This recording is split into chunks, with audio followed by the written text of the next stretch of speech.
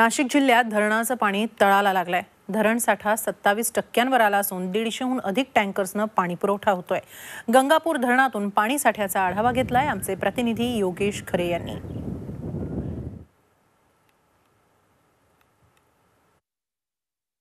नाशिक शहराला पाणी पुरवठा करणाऱ्या गंगापूर धरणाच्या पात्रामध्ये आपण आहोत।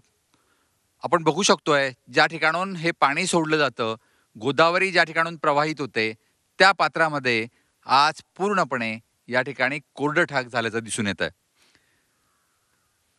या धरणातून संपूर्ण जायकवाडी त्याचबरोबर वेगवेगळ्या गोदावरीतल्या पात्रांमध्ये पाणी सोडलं जातं। नाशिक जिल्ह्यातल्या पूर्व भागाला पाणी पुरवठा केला जातो। तेच पाणी आज पूर्णपणे या ठिकाणी संपलंय। सध्याची परिस्थिती आहे गंगापूर धरणामध्ये 27% पाणी साठा हा या ठिकाणी शिल्लक आहे। एकूण धरण समूहात म्हटलं तर 47% साठा आहे आणि संपूर्ण जिल्ह्यातली परिस्थिती बघितली तर जवळजवळ 27% पाणी साठा हा फक्त शिल्लक आहे।